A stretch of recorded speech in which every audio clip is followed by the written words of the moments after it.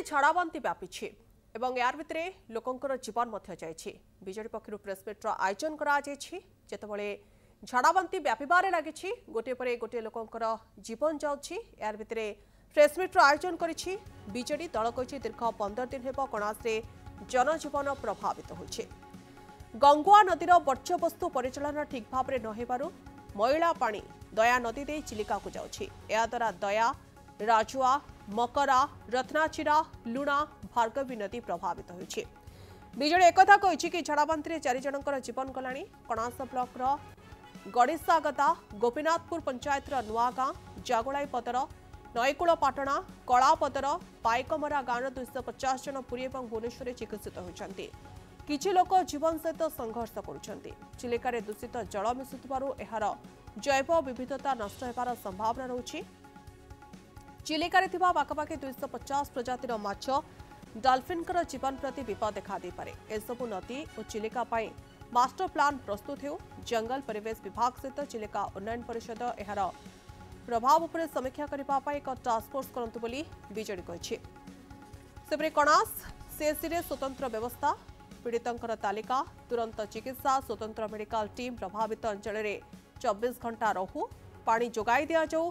नवीन पट्टनायक सरकार जो सबू पानीय जल प्रकल्प जहाँ 90% काम सरी संपूर्ण हो।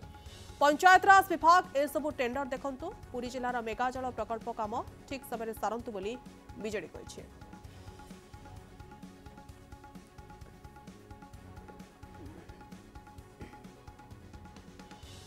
आपणकर कणास ब्लॉक गड़िसागदा, गोपीनाथपुर, चुपुरिंगी, दोकंदा, जामलगदा, पांडियाकरा ग्राम पंचायत प्राय 250 लोक वर्तमान चिकित्सित होउछन्ति।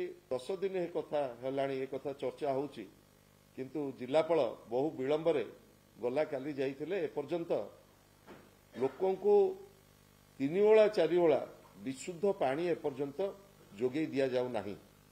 हईजाठू आरंभ करी महामारी पर्यंत वर्तमान सांघातिक भाव में वर्तमान प्रभावित होती ए अंचल लोक माने एवं सबुठारु चिंताजनक विषय दया, भार्गवी, मकरा, लुणा, रत्नचिरा यही जो 5टी नदी जो सम्मिलित होती बड़गोठ जो चिलिका को मिसी वर्तमान सबुठारु गंभीर विषय है जे वर्तमान चिलिका प्रदूषित होगा जाउछि। चिलिकार ए पानी वर्तमान यही प्रदूषित पानी बड़गोठरे चिलिका को जीवा द्वारा चिलिकार जो इकोसिस्टम, चिलिकार जो बायोडाइवर्सिटी एवं चिलिकार जो 135 प्रजातिर मत्स्य एवं सबुठारु विश्वर सबुठारु सेंसिटिव एरोडी डॉल्फिन एवं चिलिकारे ऊपर निर्भर करुवा लक्ष लक्ष मत्स्यजीवी एवं चिलिकार जलराशि सांघातिक भाव में प्रभावित होगा जाउछि।